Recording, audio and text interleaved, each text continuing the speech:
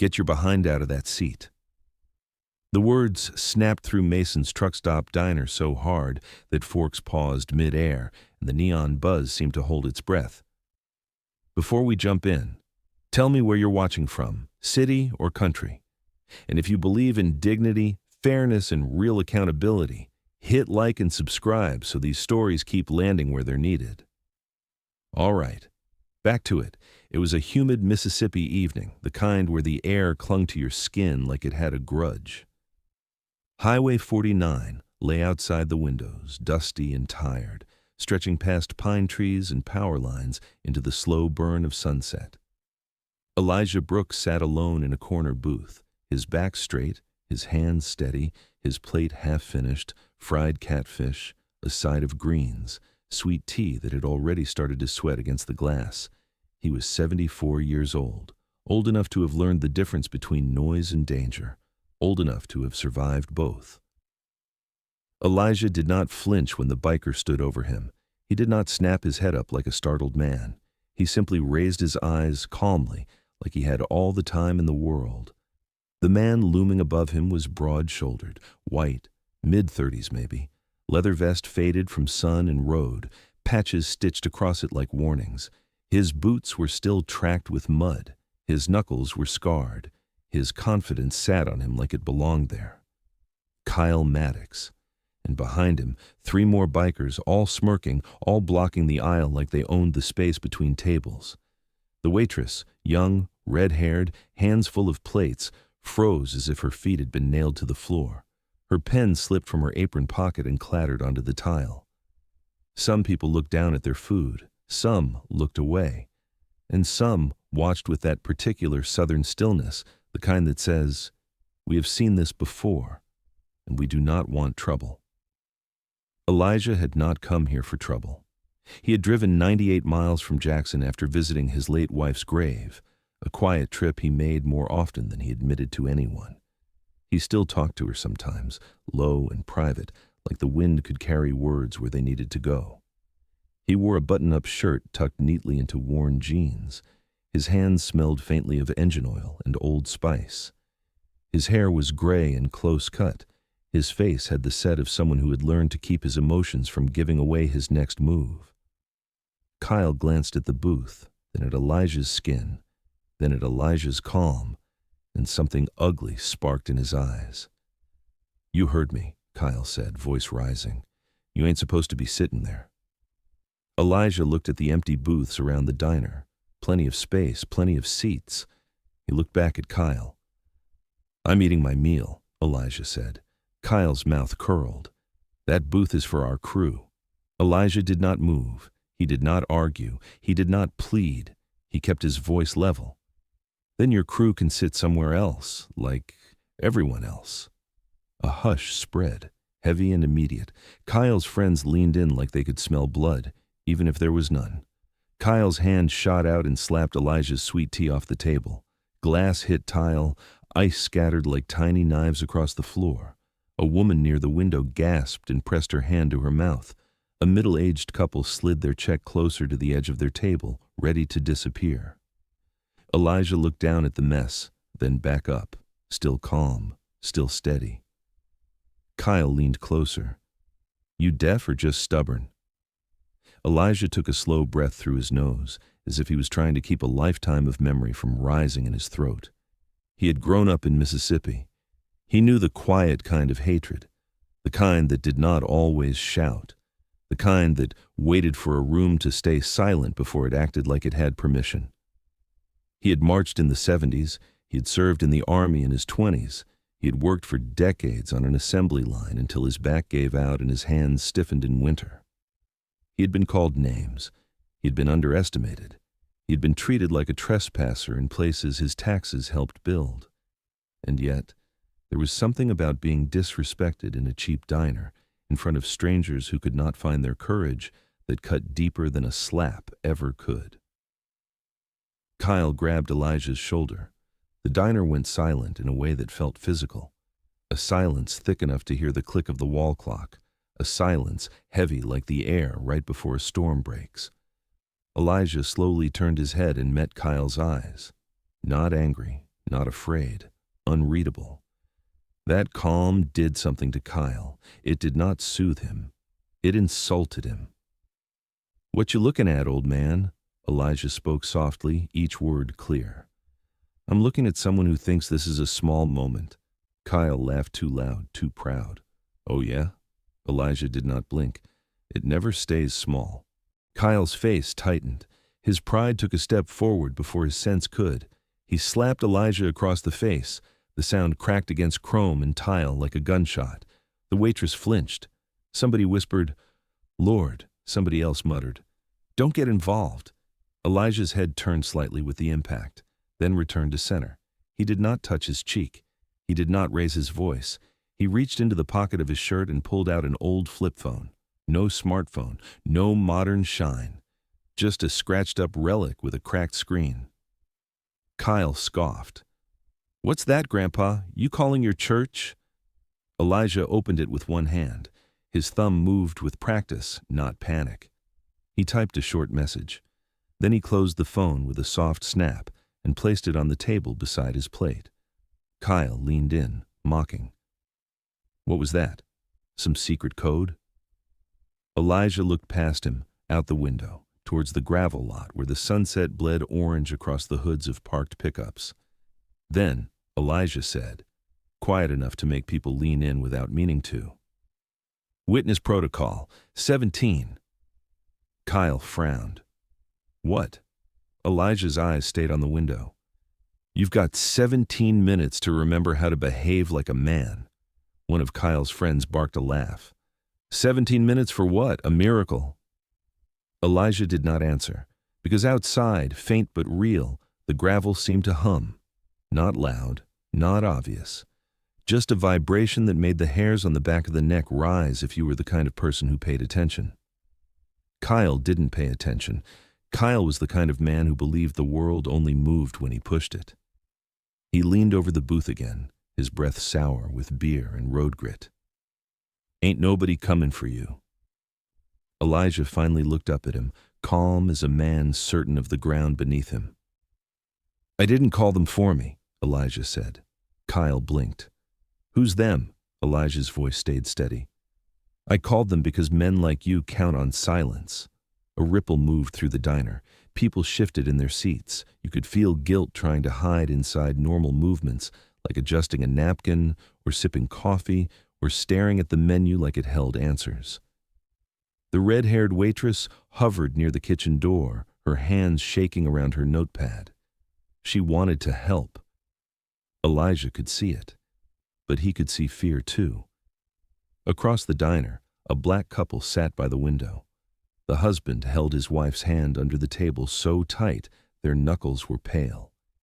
He stared at Kyle with a controlled anger that had nowhere safe to go. 3 teenagers in a corner booth filmed with their phones, whispering to each other like this was entertainment. Elijah swallowed the familiar bitterness. Even now, people watched hurt like it was content.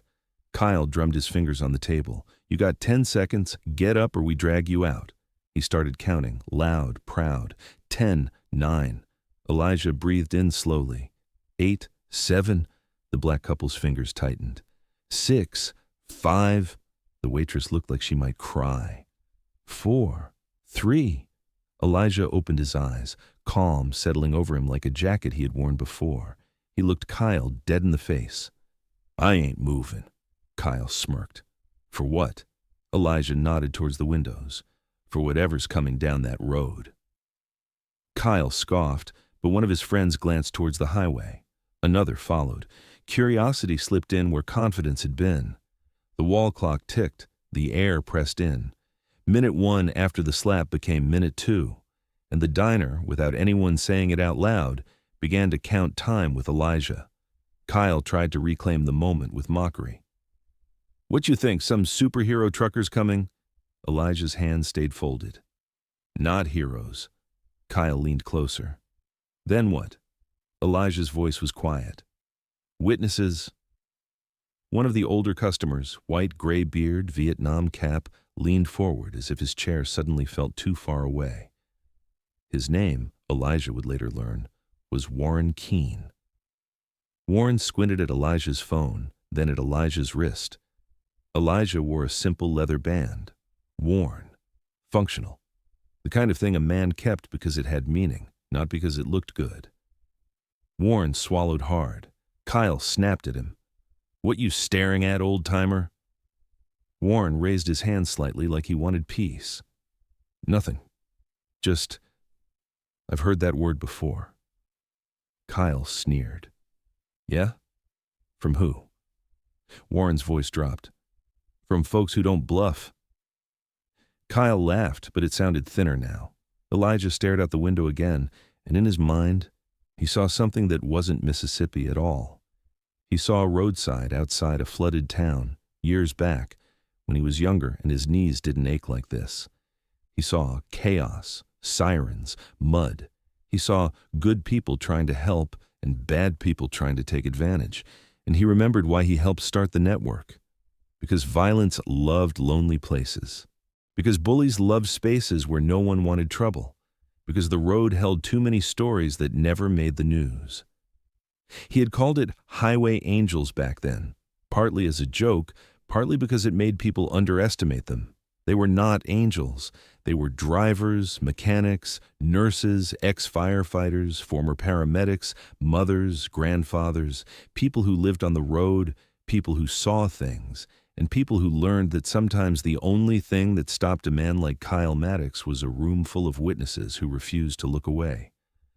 Kyle's friend, the youngest one, maybe 25, shifted uneasily. "Bro," he muttered to Kyle, low. "Why he so calm?" Kyle hissed back. "Because he old and stupid." But the young biker didn't look convinced. Minute 4. The neon sign above the counter flickered once. Not a power outage, not a storm, just a blink. Like the building itself noticed time moving. Minute 5. A trucker at the counter, big man with tired eyes, picked up his coffee and then set it down like his hand had decided it wasn't steady enough. Minute 6. Outside, the gravel hummed again. This time, a salt shaker on Elijah's table rattled slightly. Kyle noticed it. His confidence faltered for half a heartbeat before his pride covered it. "Probably a semi passing," Kyle said, too loud, as if volume could erase doubt. Warren Keene shook his head slowly. "Semis don't make the ground hum before you hear them," Kyle snapped. "Shut up." But even Kyle's friends were looking out the window now. The black husband by the window, Malcolm, stared so hard at the highway it looked like he was trying to will something into existence. His wife, Aisha, whispered, "Don't do anything, please." Malcolm's jaw worked. "I hate this," he whispered back. "I hate watching." Aisha's eyes were wet. "I know." Elijah heard them. He didn't turn. He didn't call them out. He understood. Courage was expensive when you had been punished for it before. Minute 7. Kyle leaned in again, trying to press dominance back into the room. "You know what's funny?" Kyle said. "You sitting there like you somebody." Elijah's eyes stayed on the window. "I'm somebody because I'm human." Kyle's smile twitched. "Nah, you somebody because you think you got protection." Elijah looked at him finally, and there was something in his gaze that made the diner feel colder. "No," Elijah said. "I got a system." Kyle's friend scoffed. "A system? What is this, customer service?" Elijah's mouth barely moved. "It's accountability." Kyle slapped the table. "Man, I don't care about your little buzzwords." Elijah nodded once. "That's why you need them." Minute 8, the teenagers filming whispered. "One of you put it on live," one said. "Already did," another replied, excited. Elijah's eyes flicked to them, not angry, disappointed. He spoke softly, without turning fully. "If you're going to record, record with the kind of courage that helps the truth, not the kind that hunts drama." The teenagers went quiet, caught off guard by being seen. One lowered his phone a little. Minute 9. A low sound, far away, like thunder that didn't belong to the sky. It rolled through the window glass and pressed against everyone's ribs. Kyle swallowed. He tried to smile. "Y'all hear that? That's nothing." But his voice betrayed him. It shook. The waitress Sadie whispered to herself, "What is that?" Warren Keene leaned forward again. "That's engines," Sadie's eyes widened. Bikers? Warren shook his head. No, sweetheart, that ain't bikes. Minute 10. Kyle's friends shifted. One of them, heavyset, with a beard and a skull patch, muttered, "Bro, maybe we should just let it go." Kyle snapped, "Shut up, you embarrassing." The young biker looked toward the door, then back at Kyle.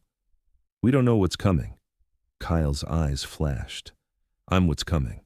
Elijah sighed, quiet, tired. "You're what's leaving." Kyle reached towards Elijah's phone like he wanted to snatch it, and in that moment, Sadie moved. She didn't step between them like an action hero. She simply raised her voice, and it cracked with fear. But it was a voice. "Don't touch him." Everyone turned. Sadie's cheeks flushed, her hands shook, but she stood by Elijah's booth anyway, her body trembling, her eyes locked on Kyle. Kyle stared at her like she had betrayed a tribe. "You serious?" he growled. Sadie swallowed. "Yes." Kyle scoffed. "You want to lose your job over him?" Sadie's voice wavered. "I want to keep my soul." Silence hit the room again, but it felt different now. Not fear, silence. Listening, silence. Elijah looked up at her, softening just slightly. "Thank you," he said. Sadie blinked like she wasn't used to being thanked for doing the right thing. Minute 11. The rumble outside grew louder. Headlights appeared on the highway, not one pair, but several, spaced with unnatural precision. They weren't swerving like lost drivers. They weren't rushing like drunks. They moved like a plan. Kyle's smirk died. "What the hell?" Warren Keene whispered. 17 minutes, huh?" Elijah finally nodded once. "They're on time." Kyle turned back in anger, trying to cover fear. "You called some truckers?" Elijah's gaze stayed steady. "I called people who don't look away." Kyle scoffed. "Truckers can't do nothing." Elijah's voice was calm, almost gentle. "They can do everything you hate." Kyle frowned. "What's that?" Elijah looked at him like the answer was obvious. "Tell the truth." Minute 12. The headlights turned into the gravel lot. 1, 2, 3, then more. The diner's windows glowed white as beams swept across blinds and tabletops. You could hear tires crunching stone. You could feel the vibration in the floor, like the building was humming. A coffee cup trembled near the counter and slid an inch. Someone's phone buzzed on the table without being touched. Kyle took a step back without meaning to. His friends did too. Kyle's eyes darted around the diner, searching for an exit that still looked like an option. But outside, a wall of vehicles was assembling, not blocking with aggression, blocking with certainty. Minute 13. The first rig parked at an angle that made it clear it knew exactly what it was doing. Then another lined up opposite. Then another slid in with a calm ease that felt rehearsed. Not chaos. Control. Warren Keene breathed out, slow. "That's a barrier." Sadie's hands flew to her mouth. "Oh my God!" The teenagers stopped whispering. They stared. Even Malcolm and Aisha stared, their fear mixing with something else. Relief. Minute 14. A door opened outside. A tall woman stepped down from a cab, boots hitting gravel, hair pulled back tight. A black woman, mid-40s, strong posture, eyes scanning like she could read danger in the air. She didn't rush. She didn't swagger. She walked like the road belonged to her because she had earned that right. Another door opened from a different rig. A white man, older, late 50s, work jacket, beard, moved with the calm of someone who had seen a lot and decided panic was useless. Then 2 more figures appeared from the shadows near the fuel pumps. All of them carried phones. One carried a small body camera clipped to a shirt. None carried weapons. And yet, the lot suddenly felt safer. Kyle squinted. "Who are they?" Elijah's voice stayed low. "Highway Angels." Kyle barked a laugh that didn't land. "That's the corniest thing I ever heard." Elijah nodded. "That's why it works." Minute 15. The lot's vibrations settled into a steady presence, engines idling low like a choir holding one note. The diner's front door opened. A bell chimed, small and polite, the kind of sound that didn't match the weight in the room. The black woman walked in first. She scanned the diner in one sweep, eyes on corners, eyes on exits, eyes on faces. Then her gaze found Elijah. She didn't smile. She didn't rush to hug him. She simply nodded once, deep and respectful. "Elijah," she said. Elijah nodded back.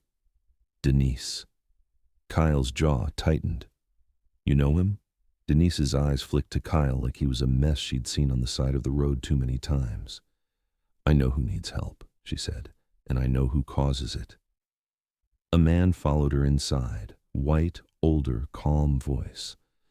"We're here under witness protocol," he said, loud enough for the room to hear. 17 minutes or less," Kyle snapped. "What is this, some vigilante crap?" Denise's voice stayed calm. "No, it's documentation," Kyle scoffed. "Documentation don't scare me." Denise tilted her head. "It should." Then she turned to the room, addressing everyone. "Who saw what happened?" Silence tried to return, but it couldn't. Not now. Not with engines outside, not with phones recording, not with safety standing in the doorway. Sadie spoke first, voice trembling but clear. "I saw it." Kyle whipped his head towards her. "You little—" Denise's gaze snapped to Kyle, sharp. "Finish that sentence." Kyle stopped. His mouth opened and nothing came out. Malcolm stood up slowly. "I saw it too," he said. His voice shook with anger he had swallowed for too long. He slapped that man because he thought he could. A woman at another table, white, mid-30s, nervous hands, stood as well. "I saw it," she said. "I didn't say anything. I'm sorry. I saw it." The words spilled now, one after another, like a dam cracking. "I heard what he said. I saw him knock the drink. I saw him grab his shoulder. I saw the slap." Kyle turned, looking at his friends like they would rescue him with bravado. But his friends looked smaller now, like men who suddenly realized they were outnumbered by something they didn't understand. Minute 16. Denise pulled out her phone and tapped once. "No one leaves," she said, still calm. "Not until law enforcement arrives." Kyle sneered. "You can't keep us here." Denise nodded. "You're right. We can't arrest you." Then she gestured toward the windows. "But we can make leaving hard." Kyle's eyes flicked outside. The rigs sat like steel sentinels, not threatening, unmoving. A barrier made of weight and planning. Kyle's throat worked. He tried to laugh again. "So what, you gonna block the road forever?" Denise's voice softened, and somehow that was worse. "No. Just long enough." Elijah finally stood up, slowly, not like a frail old man, like a man who had spent his life choosing when to move. He pressed a palm to the table to steady his back, then straightened. His cheek was still red where the slap had landed, but his eyes were clear. Kyle stared at him. "You think you won because you got some truckers?" Elijah shook his head. "This ain't about winning." Kyle scoffed. "Then what is it?" Elijah looked around the diner, letting his eyes land on every face that had looked away earlier. "It's about the next time," Elijah said. He nodded towards Sadie. She spoke up. He nodded towards Malcolm. He spoke up. He nodded towards the white woman who admitted she froze. And she admitted the truth. Elijah's voice stayed calm, but it cut. "That's how it changes." Kyle swallowed, anger trembling at the edges. "Man, I didn't know who you were." Elijah's eyes narrowed slightly. "That's the problem." Kyle blinked. Elijah's voice dropped, quiet and razor sharp. "You thought respect was something you give only when a man has a title you fear." The room went still. Denise stepped closer to Elijah, not protective like he needed saving, but aligned, like a teammate. "You want us to call it in as assault?" Denise asked. "Or do you want the full report for civil rights review too?" Kyle's eyes widened. "Civil rights?" Denise's voice stayed measured. "Yes, because motive matters." Kyle snapped, desperate. "He ain't even hurt." Elijah touched his cheek for the first time, not dramatic, just acknowledging reality. "It ain't about the sting." He looked Kyle in the eye. "It's about the message you tried to send." Minute 17. The parking lot shook again, not with fear, but with confirmation. Another rig rolled in, late only by seconds, and parked perfectly, completing the barrier. Outside, you could hear voices, calm, controlled, calling out. Unit 4 in position. Camera 2 on the front door. Audio recording active. Kyle's friend, the bearded one, whispered, Bro, what did you do? Kyle hissed, Shut up. But he looked like he might be sick. Denise turned to the older white man who came in with her. Hank, call the sheriff. Tell him we have a documented assault and multiple witnesses. Hank nodded, already dialing. On it. Kyle tried to push past Denise towards the door. Denise didn't shove him. She simply stepped into his path and held up her phone. Her voice was calm enough to make him feel like he was the one being unreasonable. If you leave, you're leaving on camera, plates, faces, everything. Kyle stopped. His pride wanted to keep moving. His survival instincts grabbed the steering wheel. He froze in place. He looked around the diner again, and for the first time, he realized he wasn't in control of this room, not even close. Now, quick question for you watching. Be honest. If you were in that diner, would you have spoken up, even if your voice shook? Drop "I would" or "I froze" in the comments. No judgment, but let's talk about it. Kyle tried to regain his power with volume. This is harassment. You people can't do this. Denise nodded as if she understood. We're not doing anything to you, Kyle snapped. Then what are you doing? Denise's eyes held his. We're making sure you can't lie. That line landed like a weight. Warren Keene, the Vietnam vet, slowly stood from his booth. He didn't puff his chest. He didn't play hero. He just spoke with the tired honesty of someone who had seen what silence costs. Son, Warren said to Kyle, I've been in rooms where the wrong man felt too comfortable. They always start loud. They always end quiet. Kyle glared. Sit down. Warren shook his head. Not this time. Kyle's face reddened, but he didn't move, because he could feel it now, the difference between being feared and being watched. Sirens appeared in the distance, faint at first, then closer. Blue lights danced against the diner windows. The sheriff's vehicle pulled into the lot, followed by another. 2 deputies stepped out. One of them, Deputy Collins, paused when he saw the rigs, the barrier, the calm formation of people standing with phones. He walked in, cautious but professional. What's going on? Collins asked. Denise stepped forward, respectful but firm. Deputy, we have an assault, captured on multiple devices with multiple witnesses. Kyle jumped in fast, desperate. They're trapping us. This is some gang. Denise didn't flinch. We are not a gang. We are drivers who report incidents on the road. We called you. We've got statements ready. Deputy Collins looked at Kyle, then Elijah. He saw Elijah's cheek. He saw Elijah's calm. He saw the room full of people who looked like they had just been forced to choose a side. Sir, Collins said to Elijah, did he hit you? Elijah nodded once. Yes. Kyle barked. It was nothing. Collins raised a hand. Sir, not another word. Kyle shut his mouth, shocked that someone finally told him no. Elijah kept his voice quiet. He wanted me out of that booth because of what I look like. Kyle snapped. That's not... Denise held up her phone. We have audio. Collins took a breath, the kind that said he understood the seriousness. All right, Collins said. We're going to take statements. Kyle's friend muttered, Bro, we should have left.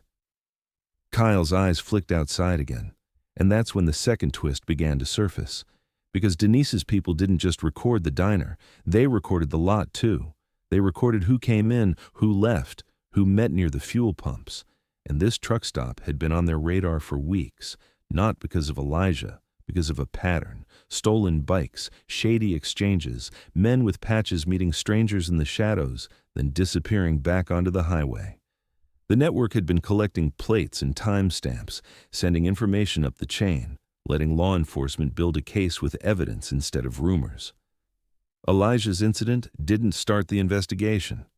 It lit it up. Deputy Collins stepped outside with Denise and Hank. They spoke quietly. Collins looked towards the far corner of the lot where Kyle's bikes were parked. He looked back at Kyle through the diner window. His expression changed, not anger, recognition. He walked back in. Mr. Maddox, Collins said, firm, step outside. Kyle blinked. For what? You said statements. Collins's voice stayed even. We're still taking statements, but you're stepping outside. Kyle tried to posture. I ain't going nowhere. Collins's eyes narrowed. Sir, you can walk out or you can be escorted. Kyle laughed, thin and nervous. You gonna arrest me for a slap? Collins didn't answer that directly. He nodded towards Denise's phones. For now, you're being detained for questioning regarding assault, and we're going to have a conversation about what you and your friends have been doing in my county. Kyle's face drained. What are you talking about? Kyle snapped. Denise's voice cut in, calm as a knife. You picked the wrong night to make a scene. Kyle's friends looked at each other, panicking now. One of them tried to slip towards the door. Hank stepped aside just enough to reveal the rigs outside. The friends stopped. There was nowhere to go. Kyle's hands trembled, barely visible, but real. He tried one last angle. He turned to Elijah, voice suddenly softer, almost pleading. Man, I didn't know. Elijah looked at him with something that wasn't pity, but wasn't hatred either. It was sadness, deep, old. The kind of sadness that comes from realizing people still need basic lessons. Elijah spoke quietly. You keep saying that like it fixes anything. Kyle swallowed. I'm sorry. Elijah nodded once. Say that to the judge. Say that to the man you slapped in front of a room full of cowards. A hush fell. Because Elijah said what everyone felt, and nobody wanted to be called coward, even when they deserved it. Sadie stepped forward, voice shaking. I'm not a coward, she whispered. Elijah's eyes softened. Then you won't be next time. Collins guided Kyle outside. Kyle tried to twist his body away. Collins put him in cuffs, not rough, just firm. The cold click echoed through the diner like punctuation. Kyle's eyes went wide. His friends shouted, This is bull! Denise didn't raise her voice. It's consequences. Outside, the rigs idled, engines low, steady, present. Drivers stood in small groups, filming, documenting, not cheering. They weren't there for drama. They were there for truth. Malcolm and Aisha stood at the window, watching Kyle get placed by the patrol car. Malcolm's chest rose and fell like he had been holding his breath for years. Aisha wiped her eyes. I hate that it takes all this, she whispered. Malcolm nodded, voice breaking. Me too. Elijah sat back down, suddenly feeling his age in his bones now that the danger had shifted away. Sadie approached him slowly. Her face was wet with tears she didn't fully understand. I'm sorry, she whispered. I froze at first. Elijah looked up at her. Baby girl, he said gently. You were raised in a world that teaches people to freeze. The win is when you unlearn it. Sadie nodded hard. I was scared. Elijah nodded. So was I. Sadie blinked, surprised. You didn't look scared. Elijah gave her a small, tired smile. Courage ain't the absence of fear. It's choosing to do right while fear is talking. Warren Keene walked over slowly, cap in his hands. He looked at Elijah like he was looking at a mirror from a different life. I've seen men like him, Warren said, quiet. They always pick someone they think won't fight back. Elijah nodded. Because they don't want to fight. They want a lesson in power. Warren's eyes flicked to the window where the rig sat. And you just gave him one. Elijah shook his head. No, I gave him a choice. Warren frowned. Choice? Elijah's voice stayed calm. He had 17 minutes to stand down. Warren exhaled. And he didn't. Elijah looked at his half-eaten catfish. Most don't. Outside, Deputy Collins spoke with Denise again. Another vehicle arrived, not flashy, just official. A plain car. 2 people stepped out with folders. Elijah didn't assume who they were. He didn't need to. The point wasn't who. The point was that evidence makes the right people arrive. Denise came back inside a few minutes later and approached Elijah. You all right? She asked. Elijah nodded. I will be. Denise looked at his cheek. You want medical? Elijah shook his head. No, I want the truth on paper. I want the truth in the record. Denise nodded. We've got it. She hesitated, then softened. I'm glad you called. Elijah looked at her, and for the first time all night, the weight in his eyes shifted into something warmer. I didn't want to, Elijah admitted. I like being retired. Denise gave a humorless chuckle. Retired don't exist on the road. Elijah nodded. No, it doesn't. Denise glanced around the diner at the people who had finally found their voices. You see it? She asked.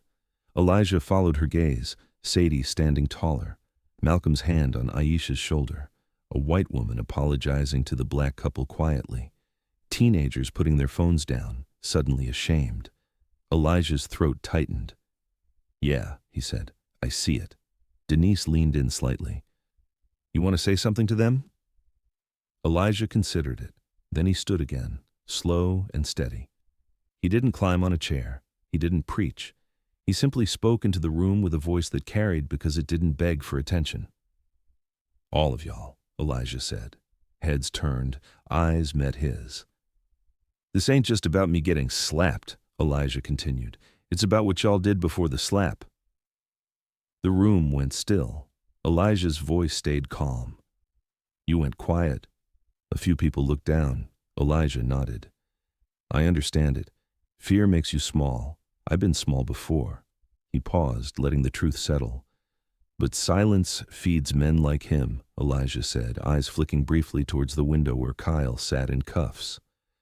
Silence tells them they own the room. Sadie's chin trembled. Elijah's voice softened, not to excuse them, but to invite them. Next time, Elijah said, your voice might shake. Let it shake. Speak anyway. A breath moved through the diner, like the building exhaled. Malcolm nodded, tears in his eyes. Yes, sir, he whispered. Warren Keene pressed his cap to his chest, swallowing emotion. Elijah sat back down. Denise placed a hand on his shoulder, brief and respectful. That's why we do it, she said. Elijah nodded. That's why you do it. Outside, the rig stayed in place until the deputy said otherwise. Not because the drivers were stubborn, because they understood something Kyle didn't. Accountability isn't loud, it's consistent. Eventually, the barrier opened in an organized way. One rig moved, then another. Space cleared like a controlled tide. The road was free again. Kyle was taken away, not with a crowd cheering, not with a heroic soundtrack, just with the quiet weight of consequences he couldn't outshout.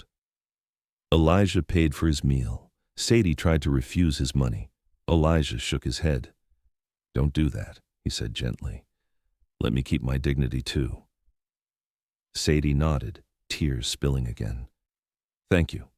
Elijah picked up his coat, slipped it on, and walked outside. The night air was thick but cooler now. Denise stood by her rig, arms folded, watching him with respect. You need an escort? She asked. Elijah shook his head. No, ma'am, I drove myself. I'll drive myself home. Denise smiled slightly. Stubborn, Elijah chuckled. Old. Denise nodded toward the highway. Call if you need us.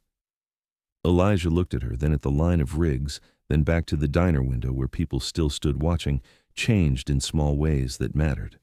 He spoke quietly. People think courage is a big moment. Denise's eyes narrowed, listening. Elijah nodded toward the diner. Sometimes courage is just refusing to stay quiet when your stomach is tying knots. Denise smiled. That part.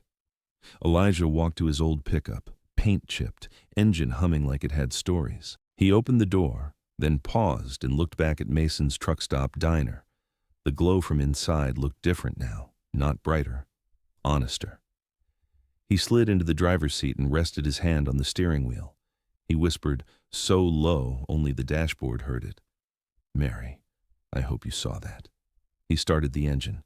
As he pulled onto Highway 49, the road swallowed him into the Mississippi dark, and the lesson followed behind him like headlights. Respect is not earned by fear. Respect is not earned by a title. Respect is not earned by who you know. Respect is what you give because someone is human. And the world gets better every time somebody stands up. Every time somebody refuses to stay silent. Now, here's an extra thought to take with you tonight. If you only find your courage when help arrives, that's not courage yet. That's relief. Real courage is the moment before help, when your voice shakes and you speak anyway. If this story moved you, hit subscribe. Drop your city or country in the comments and tell me this: would you have spoken up in that diner? Share this with someone who believes accountability matters. And one last thing. As Elijah drove, his flip phone buzzed once. One new message, no name, just a case reference and 4 words. Next stop, same crew, check footage. Elijah stared at it for a long moment, eyes narrowing. Then he closed the phone gently and kept driving.